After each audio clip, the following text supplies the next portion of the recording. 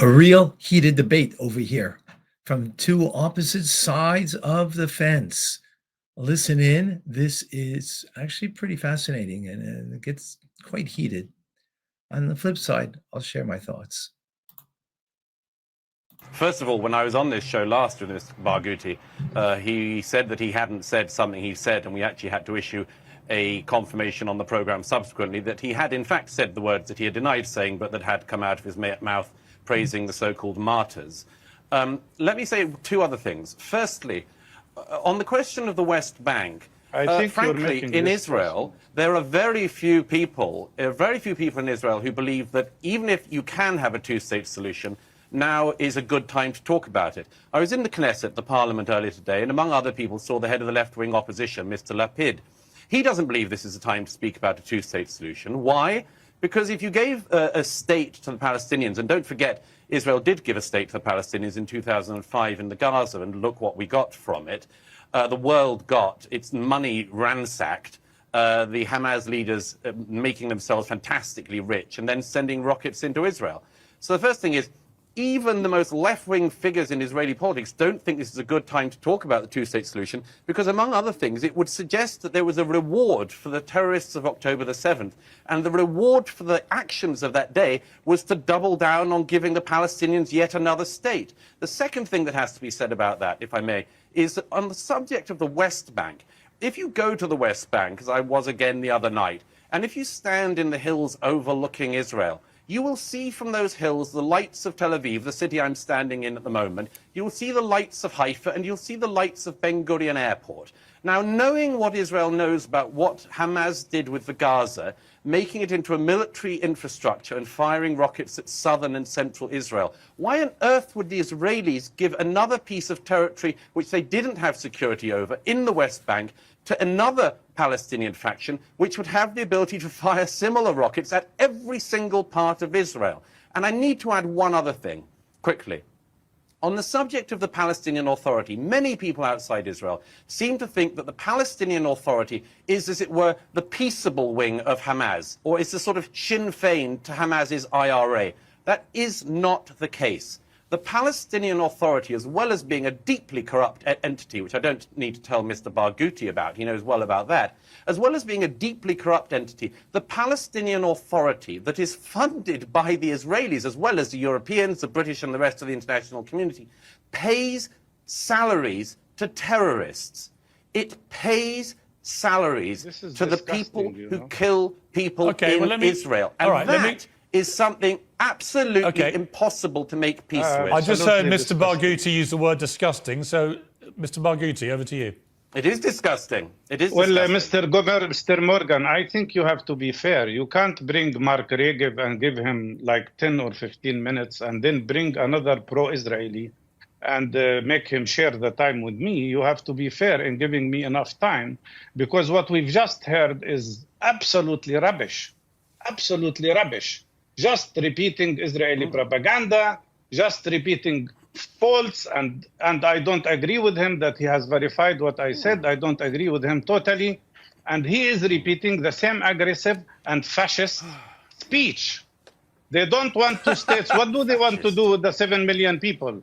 7 million Palestinians live on the land of historic Palestine, equal to the number of Jewish people. What is the solution? They don't want two-state solution? Fine, let's have one democratic state with equal rights for everybody. But no, Netanyahu and his fascist government, he has fascists in his government. He has Smotrich and Ben Gvir, who call themselves fascist. These people don't want to see a two-state solution, don't want to see one democratic state. So their solution is exactly what they are trying to do in Gaza now, which is genocide and ethnic cleansing. Genocide. It is genocide what's happening, because we are talking about 32,000 Palestinian people killed, including those under the rubble, and 64,000 people injured, 63,000 people injured. That is 4% of the population. If that had happened in the United States of America, you would be talking about 12 million people killed or injured.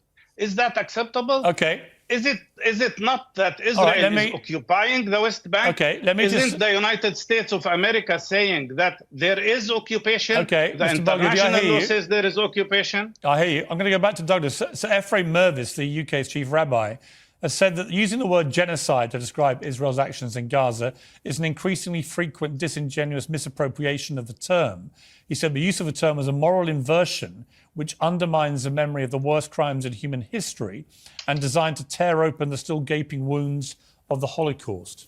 Let me just quickly say this about the genocide thing. Of course that's the case. Mr. Barghouti likes to throw around the word fascist. Fine, I'll throw it back at you, Mr. Barghouti. Not just a fascist, but an apologist for terrorists. Fine. We can all throw around slurs at each other. But more important is the fact that you said that I had told lies. Unlike you, I don't tell lies. I'll tell you why.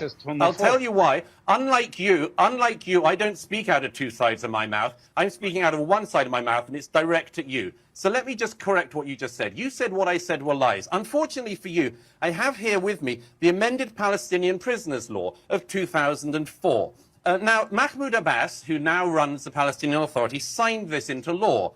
This means that, and I'm quoting Article 2 here, prisoners, anyone incarcerated in the occupation's prisons for his participation in the struggle against the occupation will be given a salary let me finish my point. Will be given a salary by the Palestinian Authority. Oh, you think they're freedom fighters? Well, let me tell you another couple of things then.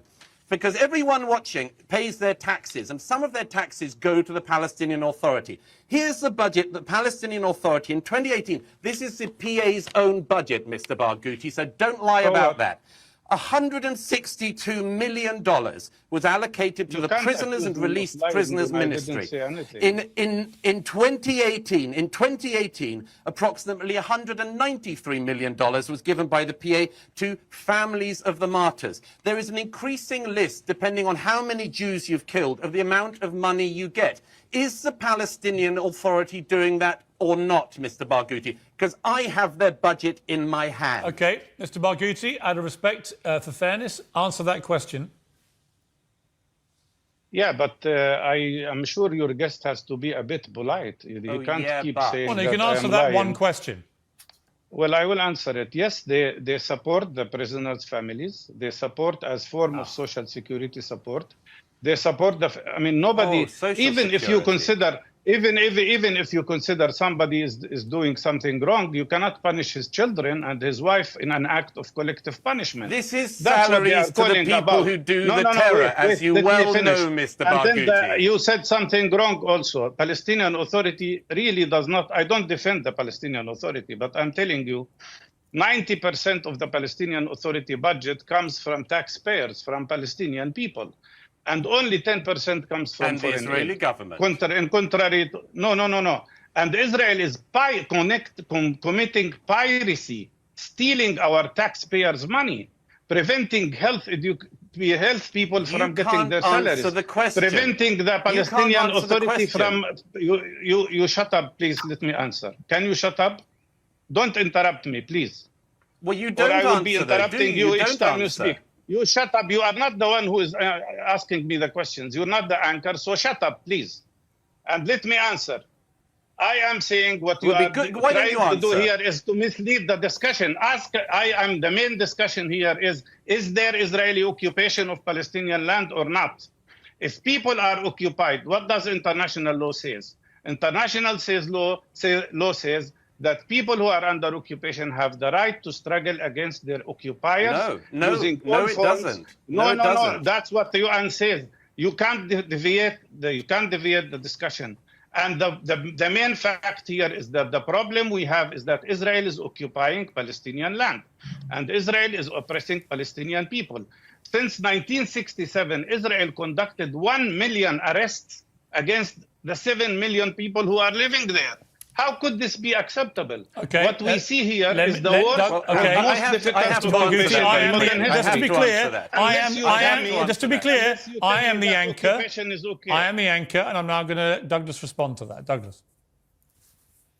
Two things. First of all, Mr. Barghouti talks about the Israelis not wanting a two-state solution. Mr. Murray, speak, please. Mr. Barghouti doesn't want to. Mr. Barghouti, let Douglas Murray respond. Don't talk over him. Yeah, okay, fine, please. Mr. Barghouti doesn't want a two-state solution because he doesn't want a Jewish state. He wants the river That's to the not sea true. to be a Palestinian state, ruled by him and his corrupt friends. But secondly, he cannot answer the question I've put to him repeatedly. I This think is the the main PA corrupt- budget. It rewards terrorism. And let me just finish, Mr. Barghouti, since I allowed you that right in the end. This budget not only extends to rewarding the people who carry out acts of terrorism against Jews and the families of people who do, thus incentivizing terror, and that's the Palestinian Authority. You The are Palestinian deviating the Authority has discussion. also now the Palestinian Authority has also now committed to pay salaries to the fighters and the terrorists of Hamas from October the 7th and their families. So tell me, please, Piers, or Mr. Barghouti, where is the good negotiating partner on the Palestinian side here exactly? Whoa, that was heated.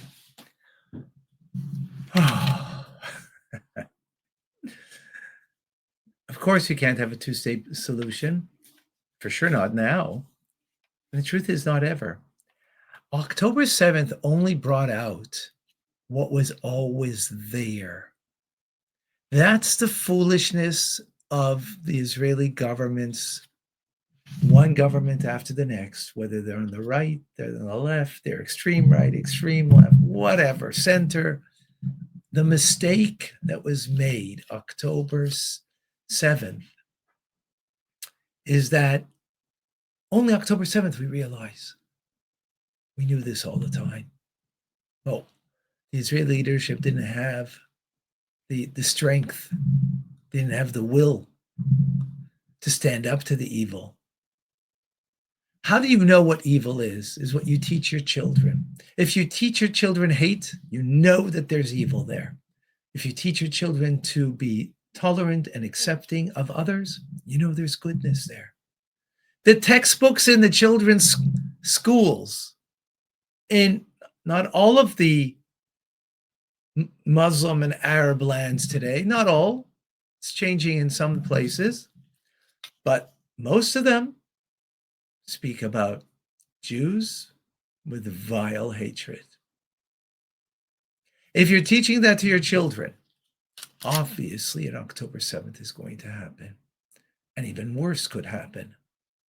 But this has been happening all the time. They have been saying clearly they want it from the river to the sea in one form or another. Some do it as more politically, some do it more in a terrorist fashion.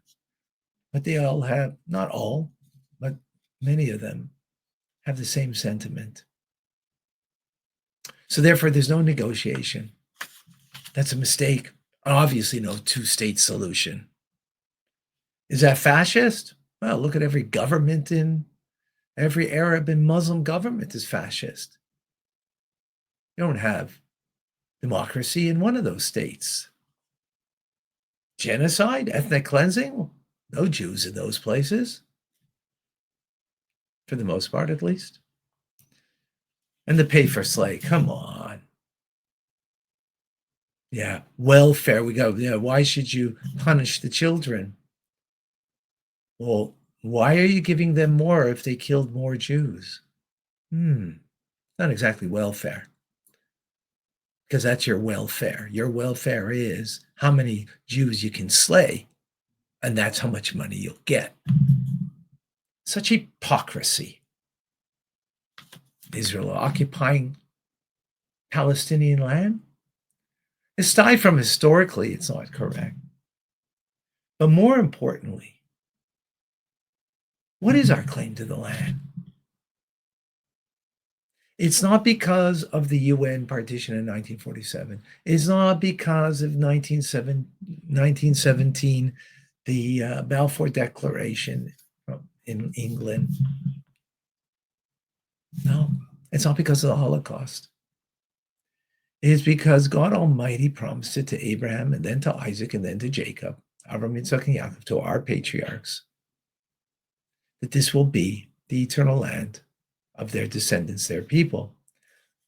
Their descendants are the 12 tribes of Israel. Jacob's sons are the 12 tribes of Israel. One of the sons is called Yehuda, Judah in English. And at one point, most of Israel was in Judah, Yehuda, Yehudi, Jew. That's where the word comes from. So our claim is a claim of the eternal God Almighty. God did not ever transfer it to anybody else. He didn't say to the Crusaders, it now belongs to you. But they didn't care. They came and conquered. They didn't tell Muhammad or the Ottoman Empire later, oh, God Almighty came to them and said, it now belongs to you. No. Jerusalem not even mentioned once in the Quran.